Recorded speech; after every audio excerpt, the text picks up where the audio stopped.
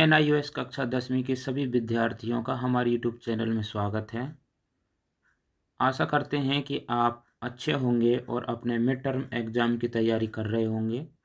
जैसा कि आपको पता है कि आपके मिड टर्म एग्ज़ाम दिसंबर 2024 में निर्धारित हैं। आपकी तैयारी अच्छे से चल रही होगी। यह प्रश्न पत्र पिछले सेशन यानी अप्रैल-मई 2024 में आया हुआ है। इस पर हम चर्चा करने वाले हैं। इस प्रश्न पत्र में 37 प्रश्न हैं और 12 पृष्ठ हैं। यहाँ पर आपको रोल नंबर, जो आपका बोर्ड का रोल नंबर है, वो लिखना है। यह प्रश्न पत्र का कोड होता है और यह सेट है। हिंदी 201 201 सब्जेक्ट कोड होता है हिंदी का। परीक्षा का दिन व दिनांक निरीक्षकों के हस्ताक्षर यहाँ पर होते हैं। ये आपके लिए सामान्य निर्देश हैं। अप्रैल 2024 में जब ये पेपर हुआ था तो 2:30 बजे से हुआ था, तो उसके लिए निर्देश हैं। 15 मिनट पहले आपको पेपर दिया जाएगा। परीक्षार्थी प्रश्न पत्र के पहले पृष्ठ पर अपना अनुक्रमांक अवश्य लिखें। प्रश्न पत्र को जांच लें कि प्रश्न पत्र के कुल पृष्ठों और प्रश्नों की उतनी ही संख्या है जितनी प्रथम पृष्ठ के सबसे ऊपर छपी है, जो यहाँ पर छपी हुई है। तो एक बार अपने पूरे पेपर को चेक कर लें। वस्तुनिष्ठ प्रश्नों में आपको 4 विकल्प क, ख, ग, घ में से कोई एक उत्तर चुनना है और दी गई उत्तर पुस्तिका में सही उत्तर लिखना है। वस्तुनिष्ठ प्रश्नों के साथ साथ सभी प्रश्नों के उत्तर निर्धारित अवधि के भीतर ही देने हैं, जो टाइम फिक्स किया हुआ है। वस्तुनिष्ठ प्रश्नों के लिए अलग से समय नहीं दिया जाएगा। उत्तर पुस्तिका में पहचान चिन्ह बनाने अथवा निर्दिष्ट स्थानों के अतिरिक्त कहीं भी अनुक्रमांक यानी रोल नंबर लिखने पर परीक्षार्थी को अयोग्य ठहराया जाएगा। यानी कि जहाँ पर केवल रोल नंबर लिखने के लिए कहा गया है वहीं लिखें। हर पेज पर या जगह जगह अपना रोल नंबर ना लिखें। उत्तर पुस्तिका पर प्रश्न पत्र की कोड संख्या, जो कोड संख्या प्रश्न पत्र में दी गई है, उसे लिखें। ये तो एक सामान्य से निर्देश हो गया कि आपको अपनी आंसर शीट कैसे भरनी है और क्वेश्चन पेपर को कैसे पढ़ना है। अब प्रश्न पत्र के बारे में यानी क्वेश्चन पेपर है उसके बारे में चर्चा करें कि हिंदी 201 कोड है। ये 100 नंबर का पेपर है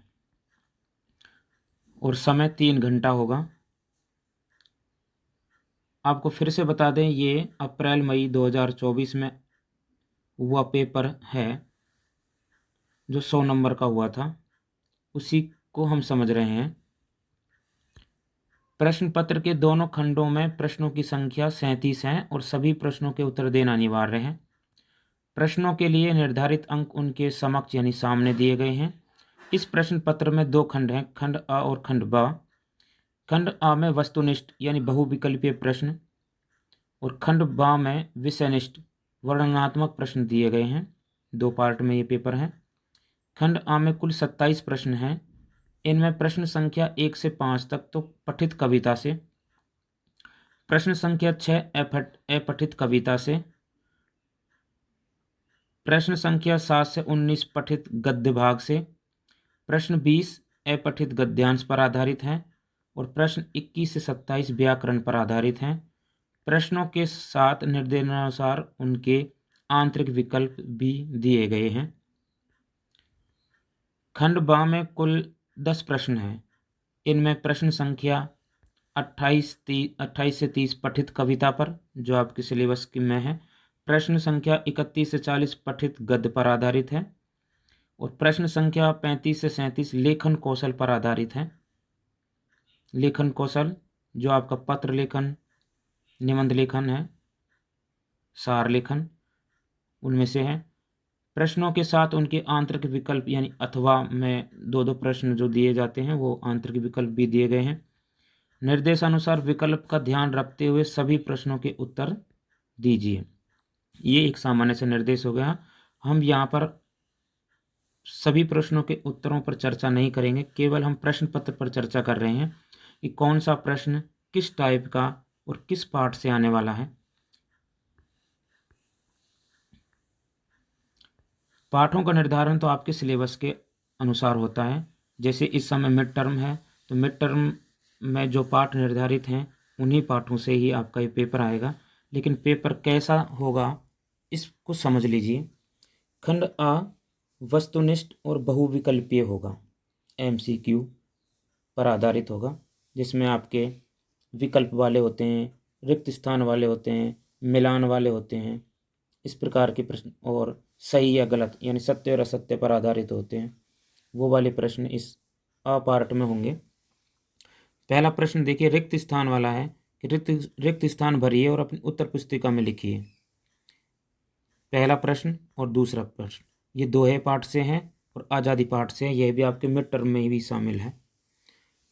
प्रश्न नंबर 2 चंद्रगना से लौटती बेर पाठ से हैं, 4 विकल्प पर आधारित प्रश्न है। प्रश्न 2 आपका मिलान वाला प्रश्न है, जैसे किसी पाठ से आ जाएगा तो उस पर आधारित मिलान करना है। जैसे यहाँ पे बूढ़ी पृथ्वी का दुख है, सही मिलान वाला विकल्प चुनना है। तो इसमें देखो वातावरण को प्रदूषित दिखाया गया है बूढ़ी पृथ्वी के दुख पर। ठीक है, इस तरह से इन प्रश्नों को समझना है। प्रश्न नंबर 3 निम्नलिखित प्रश्नों में से किन्हीं 3 प्रश्नों के रिक्त स्थान एक शब्द या वाक्यांश से भरिए और अपनी उत्तर पुस्तिका में लिखिए। ये आपके रिक्त स्थान वाले हैं। जब आप पाठ को पढ़ रहे हैं तो पाठ में ये लाइनें आती हैं, तो आपको पाठ के अंदर से भी ध्यान से पढ़ना है कि आह्वान कविता के अनुसार भारत में अनेक धर्मों आपने पढ़ा होगा, जातियों संप्रदायों के लोग रहते हैं, इस तरह से। ठीक है, पहला दूसरा तीसरा चार में से केवल आपको कितने करने हैं, 3 प्रश्न करने हैं। तो ये सब आप ध्यान से पाठ को पढ़ेंगे तब आंसर आप दे पाएंगे। आपको फिर बता दें कि आपको सिलेबस के अनुसार ही पढ़ना है। सिलेबस में कौन कौन से पाठ हैं उन्हीं पाठों पर आपको ध्यान देना है। अभी आपका मिड टर्म एग्जाम दिसंबर में होने वाला है। चौथा प्रश्न में किन्हीं 2 वाक्यों के रिक्त स्थानों को भरिए और अपनी उत्तर पुस्तिका में लिखिए। यहाँ पर आपको 3 प्रश्न दिए गए हैं, 3 प्रश्न में से केवल आपको 2 ही करने हैं। यह भी रिक्त स्थान पर आधारित प्रश्न है। प्रश्न नंबर 5 निम्नलिखित प्रश्नों में से किन्हीं 2 प्रश्नों के रिक्त स्थान पर एक शब्द या वाक्यांश से भरकर अपनी उत्तर पुस्तिका में लिखिए। यहाँ पर भी एक एक शब्द ही आएंगे, ये भी रिक्त स्थान पर ही आधारित प्रश्न है। प्रश्न नंबर 6 यह आपका काव्यांश को ध्यानपूर्वक पढ़िए और उत्तर के रूप में दिए गए विकल्पों में सर्वाधिक उपयुक्त विकल्प छांटकर अपनी उत्तर पुस्तिका में लिखिए। यह एक कविता का भाग है। इस पूरी कविता को पढ़ने के बाद में यह अपठित है, यानी आपकी किताब से नहीं है, ये कहीं से भी आ सकता है। और आपको ये पूरी कविता पढ़ने पर इसके नीचे जो बहुविकल्पीय प्रश्न दिए गए हैं इनको ध्यान से पढ़ करके आपको उत्तर देना है। प्रश्न नंबर 7 सर्वाधिक उपयुक्त विकल्प चुनकर पूछे गए प्रश्नों के उत्तर दीजिए। यहाँ पर 2 प्रश्न दिए गए हैं और अथवा में भी दिया गया है, यानी दोनों में से आपको केवल एक ही करना है। 1 नंबर का प्रश्न है। ये बहादुर पाठ से और ये नाखून क्यों बढ़ते हैं, ये तो आपके सिलेबस के अनुसार ही आएंगे। तो मिड टर्म में निर्धारित पाठों से आएंगे। लेकिन आपको समझना है कि यहाँ पर जहाँ अथवा दिया हुआ हो तो दोनों में से एक ही करना होता है। जैसे आपने पाठ पढ़ चुके हैं कि बहादुर घर छोड़कर जाते हुए भी अपने क्या होने का सबूत दे गया था, निर्दोष। दोषी तो वो था नहीं, घमंडी भी नहीं था, चोर भी नहीं था, तो निर्दोष होने का वो सबूत दे गया था। इस तरह से आपको इनके जवाब देने हैं। प्रश्न नंबर 8 सर्वाधिक उपयुक्त विकल्प चुनकर रिक्त स्थान भरिए और अपनी उत्तर पुस्तिका में लिखिए। हर प्रश्न के साथ में यहाँ लिखा है कि उत्तर पुस्तिका में लिखिए, तो आंसर शीट में ही आपको लिखना है, कहीं पेपर में ही ना भरने लग जाएं, समय खराब होगा। फिर आपको आंसर शीट में ही भरना होगा। इंट्रो के बाद समाचार थोड़े विस्तार से दिया जाता है, इसे ही समाचार या घटना का ये रिक्त स्थान दिया हुआ है, इसको भरना है 4 विकल्पों से। दूसरा प्रश्न, अब यहाँ पे अथवा भी दिया गया है, इसको ध्यान से समझें। जो पेपर में आपको समझना है वो यहाँ पर है कि अथवा दिया हुआ है तो दोनों में से एक ही करना है, 1 नंबर का है। प्रश्न नंबर 9 कि निम्नलिखित प्रश्नों के उत्तर के रूप में दिए गए विकल्पों में से सर्वाधिक उपयुक्त विकल्प छांटकर अपनी उत्तर पुस्तिका में लिखिए। प्रश्न 1, यहाँ पर ऑप्शन दिए हुए हैं, 4 विकल्प दिए गए हैं, इनमें से एक सही है, अथवा दिया हुआ है। और प्रश्न 2, अब इन 2 प्रश्नों में से आपको एक ही करना है क्योंकि अथवा में दिया हुआ है। प्रश्न नंबर 10, सर्वाधिक उपयुक्त विकल्प चुनकर अपनी उत्तर पुस्तिका में लिखिए। यहाँ पे भी 1 और 2 प्रश्न दिए गए हैं, अथवा दिया हुआ है, यानी कि दोनों में से सिर्फ एक ही करना है जो आपसे सही आ रहा है। प्रश्न नंबर 11 का पहला और दूसरा, तो दोनों में से भी एक ही करना है क्योंकि बीच में अथवा दिया हुआ है, तो दोनों में से एक करना है। जैसे जो पत्र किसी एक कार्यालय द्वारा किसी अन्य कार्यालय को भेजे जाते हैं उसे क्या कहते हैं? वो पत्र औपचारिक होते हैं, औपचारिक में भी कार्यालय ही होते हैं। ठीक है, इस तरह से आप आंसर देंगे। आपने पढ़ा है, अगर आपको याद है तो आप सब इन सभी के उत्तर आपको ढूंढने हैं, करने हैं। यह है अप्रैल 2024 में होने वाले पेपरों पर हम चर्चा यहाँ पर कर रहे हैं। तो यह हिंदी का पेपर है जो आपका अप्रैल 2025 में भी इसी के अनुसार आएगा। आपको पेपर का पैटर्न समझना है कि कैसा पेपर होता है, घबराएं नहीं। प्रश्न नंबर 12, निम्नलिखित प्रश्नों के रिक्त स्थान एक शब्द या वाक्यांश से भरिए और अपनी उत्तर पुस्तिका में लिखिए। यहाँ पर एक शब्द में उत्तर देना है, एक शब्द यानी विकल्प है, तो विकल्प आपको ध्यान से, मुहावरे का है। ये पहला प्रश्न मुहावरे का है और दूसरा प्रश्न पाठ से है, तो दोनों में से एक करना है। प्रश्न नंबर 13, फीचर में किसका होना अनिवार्य होता है? अथवा अनेक शब्दों के लिए एक शब्द का प्रयोग अभिव्यक्ति में रिक्त स्थान लाने के लिए किया जाता है। इन दोनों प्रश्नों का उत्तर में से एक ही देना है, यानी दोनों में से एक ही करना है। प्रश्न 14, निम्नलिखित में से किन्हीं 2 रिक्त स्थानों की पूर्ति कीजिए। यहाँ पर 4 प्रश्न दिए गए हैं 14वें प्रश्न में, लेकिन आपको कितने करने हैं? सिर्फ 2। अब ये समझे ये कहाँ से आया है। ये पाठों के अंदर से आया है, तो आपको पाठों को बड़े ध्यान से पढ़ना है जो आपके सिलेबस में शामिल हैं। बार बार कह रहा हूँ कि उन्हीं पाठों को पढ़ना है जो सिलेबस में हैं। मिड टर्म एग्ज़ाम आने वाला है तो मिड टर्म में शामिल पाठों को ही पढ़ना है। फाइनल पेपर यानी पब्लिक एग्ज़ाम होगा तो पब्लिक एग्ज़ाम में शामिल होने वाले पाठों को ही पढ़ना है। लेकिन क्वेश्चन पेपर का जो पैटर्न है वो इसी के अनुसार होगा। तो यहाँ पर हम केवल प्रश्न पत्र को समझ रहे हैं। 15वां प्रश्न है, निम्नलिखित संवाद किस पात्र के हैं? किन्हीं 2 की पहचान कर कीजिए और उनके नाम लिखिए। यहाँ पर डायलॉग यानी संवाद, ये लाइन किसने बोली है ये आपको लिखना है कि ये डायलॉग किसका है। इसी तरीके से ये चारों प्रश्नों को समझना है, उसके बाद उत्तर लिखना है कि ये डायलॉग किसने बोला है। प्रश्न 16, नीचे दिए गए कथनों में से किन्हीं 2 कथनों को उत्तर पुस्तिका में लिखिए और बताइए कि वे सही हैं या गलत हैं। ये अब 4 प्रश्न यहाँ दिए गए हैं। अब इनको आपको बताना है कि ये सही हैं या गलत। आपने पाठ को पढ़ा है तो ही आप सही से जवाब दे पाएंगे। तो आपको सही या गलत इनके सामने लिखना है, जो भी इनके सही आंसर या गलत होंगे। प्रश्न 17, सर्वाधिक उपयुक्त विकल्प चुनकर रिक्त स्थानों की पूर्ति कीजिए।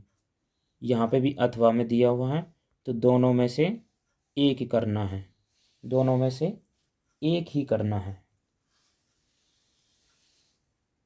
2 नंबर का प्रश्न है ये।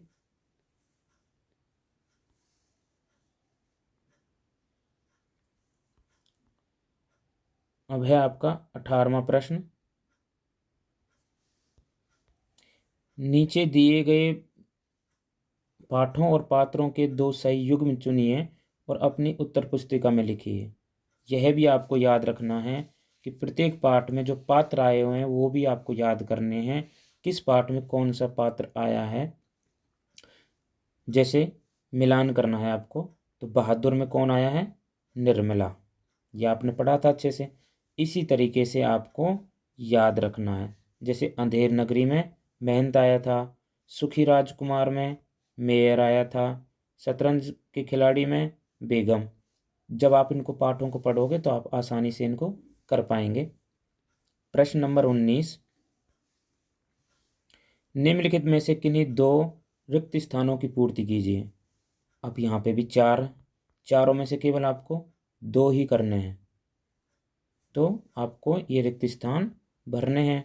आप पाठ को आपने पढ़ा है तो आसानी से आप इनको कर पाएंगे। सफलता पाने के लिए मेहनत तो करनी ही पड़ेगी और पड़ती है, तभी सफल हो पाते हैं। प्रश्न नंबर 20, निम्नलिखित गद्यांश को ध्यानपूर्वक पढ़िए और उत्तर के रूप में दिए गए विकल्पों में से सर्वाधिक उपयुक्त विकल्प छांटकर अपनी उत्तर पुस्तिका में लिखिए। यह एक आपके लिए गद्यांश आएगा। इस गद्यांश को आपको ध्यान से पढ़ना है। हर लाइन को 2 बार पढ़ना है, 3 बार पढ़ना है। समझने के बाद में आप नीचे दिए गए प्रश्नों को आसानी से कर पाएंगे। यहाँ पर 4 प्रश्न दिए गए हैं।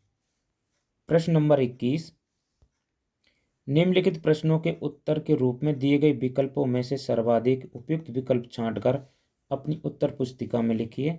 किन्हीं दो, यहाँ पे भी 4 में से सिर्फ 2 ही करने हैं। ये व्याकरण का प्रश्न है। विलोम शब्द, देशज, फारसी शब्द यानी व्याकरण के प्रश्न आए हुए हैं। ये आपको 2 ही करने हैं। प्रश्न नंबर 22, इन सभी पाठों से रिलेटेड और व्याकरण से संबंधित सभी वीडियो हमारी प्लेलिस्ट में बनी हुई है, आप वहाँ से देख सकते हैं इन सभी को। प्रश्न नंबर 22, निम्नलिखित प्रश्नों के उत्तर के रूप में दिए गए विकल्पों में से सर्वाधिक उपयुक्त विकल्प छांटकर अपनी उत्तर पुस्तिका में लिखिए। ये समास टॉपिक है, उससे लिए गए हैं। इन दोनों में से आपको सिर्फ एक ही करना है। प्रश्न नंबर 23, निम्नलिखित प्रश्नों में से किन्हीं दो के उत्तर अपनी उत्तर पुस्तिका में लिखिए। यहाँ पर भी 4 प्रश्न दिए गए हैं। आपको केवल करने कितने हैं? सिर्फ 2 ही करने हैं।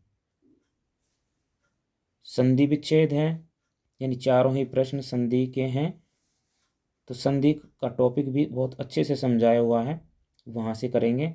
सभी ये स्वर संधि से रिलेटेड है। 24वां प्रश्न है आपका, किन्हीं दो के उत्तर अपने उत्तर पुस्तिका में लिखिए। यहाँ पे भी 4 प्रश्न हैं।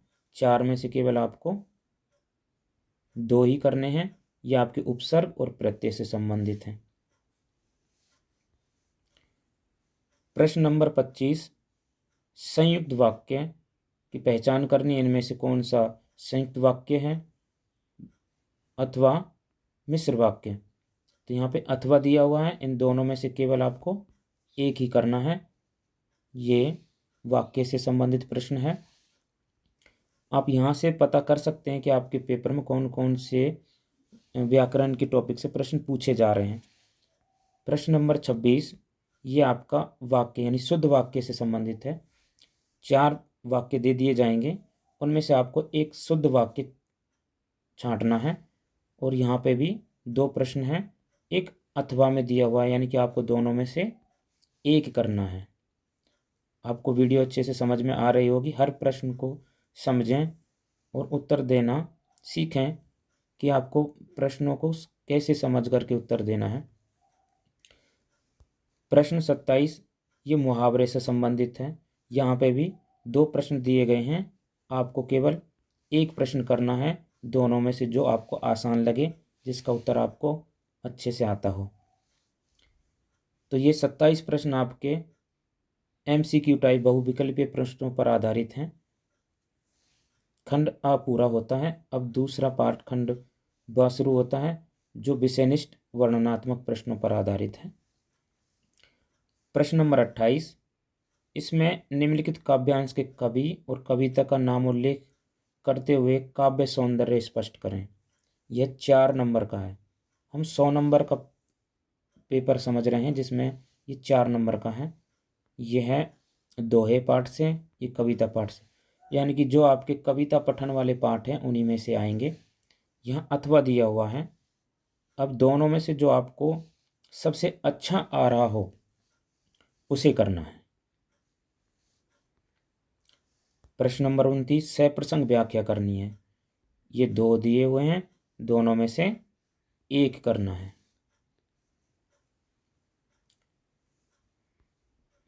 प्रश्न नंबर 30, निम्नलिखित विषय प्रश्नों में से किन्हीं 3 प्रश्नों के उत्तर 20 से 25 शब्दों में देना है। केवल 3 प्रश्नों के, यहाँ पे 4 प्रश्न दिए गए हैं। 4 में से आपको ये निश्चित करना है कि आपको 3 कौन से सही से आ रहे हैं। आप उन तीनों प्रश्नों के उत्तर 20 से 25 शब्द में दोगे, यानी कि 2 से 3 लाइनों में आप आसानी से इनका उत्तर दे सकते हैं। प्रश्न नंबर 31, यहाँ पे भी 3 प्रश्नों को करने के लिए कहा गया है, वो भी 20 से 25 शब्दों में। आपने देखा होगा कि ये प्रश्न जो हैं वो कविता पठन से आए हुए हैं और ये प्रश्न आपके गद्य पठन से आए हुए हैं। कहानी वाले जो पाठ हैं, इन चारों में से आपको 3 करने हैं। प्रश्न नंबर 32, किन्हीं 2 प्रश्नों के उत्तर 20 से 25 शब्दों में लिखने हैं। यहाँ पे भी 3 प्रश्न दिए गए हैं जिनमें से आपको केवल 2 ही करने हैं। ये भी 4 नंबर के हैं, नंबर सामने दिए हुए हैं सभी के। प्रश्न नंबर 33, कि निम्नलिखित गद्यांश को ध्यानपूर्वक पढ़िए और पूछे गए प्रश्नों के उत्तर दीजिए। यह आपकी किताब से ही आएंगे, जो आपने किताबों में कहानी वाले पाठ पढ़े हैं गद्य पठन से। तो आपको पहले ये गद्य पठन ध्यान से पढ़ लेना है। दोनों में से जो आपको आसान लगे और आप आसानी से उन उत्तरों को दे सकते हैं। तो यहाँ पे अथवा दिया हुआ, दोनों में से आपको एक करना है। अगला प्रश्न, प्रश्न नंबर 34, निम्नलिखित अवतरण की सप्रसंग व्याख्या कीजिए। यह भी उसी तरीके का प्रश्न है। यहाँ पे भी आपको इसकी व्याख्या करनी है। सप्रसंग यानी किस पाठ से आया है, किस लेखक ने लिखा है और इसका क्या उद्देश्य है, क्या भाव है, वो सब लिखना है। तो दोनों में से एक करना है। आप हमारी प्लेलिस्ट में जाकर के इन सब के उत्तर देख सकते हैं, किस प्रश्न को किस तरह से समझाया गया है, उत्तर बताए हुए हैं।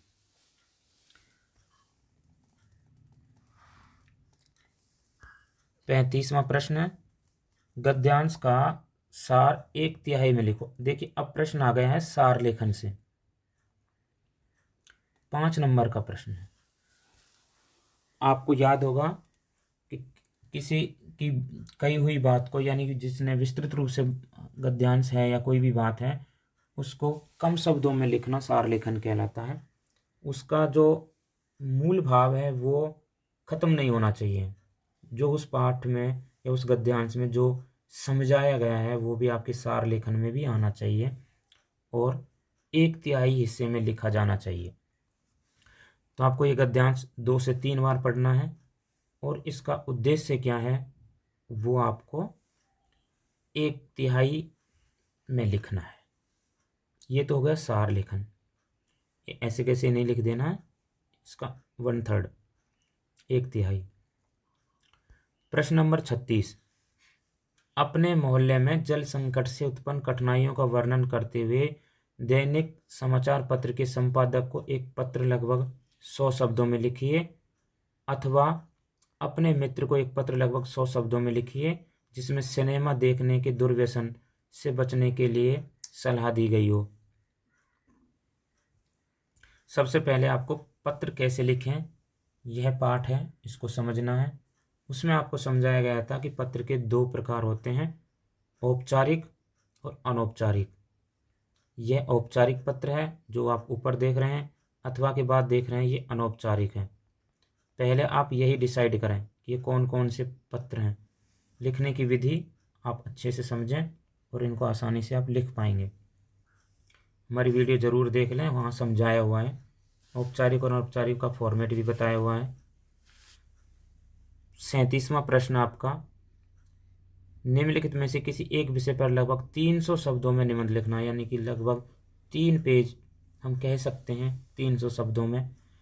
निबंध कैसे लिखें इसकी भी एक वीडियो आपको है, आपके सिलेबस में शामिल है। निबंध कैसे लिखें वहाँ पर समझाया गया है कि निबंध के 3 अंग होते हैं, भूमिका यानी प्रस्तावना, विषय वस्तु और उपसंहार। आपको इन्हीं के अनुसार ही इन्हीं में से एक सेलेक्ट करना है कि आप किस पर अच्छे से लिख सकते हैं, और उन्हीं पर आपको निबंध लिखना है। आपको निबंध के कौन कौन से अंग होते हैं, उन्हीं अंगों पर 3 अंग होते हैं, उन्हीं के अनुसार ही निबंध लिखना है। यह आपको 7 नंबर का मिलेगा। आशा है आपको ये पूरा वीडियो समझ में आया होगा और ये पूरा प्रश्न पत्र आपने समझ लिया होगा। आप ये प्रश्न पत्र डाउनलोड कर प्रिंट करवा लें और बार बार इसका अभ्यास करेंगे तो आप समझ पाएंगे कि पेपर कैसा आएगा, कैसे हमें हल करना है, उत्तर कैसे देने हैं। जो अच्छे से समझ पाएगा अच्छे नंबर प्राप्त करेगा। हमारी प्लेलिस्ट में जाकर सभी वीडियो देखें, समझ में आ जाएगी। आपने यह पूरी वीडियो देखी, इसके लिए आपको बहुत बहुत धन्यवाद।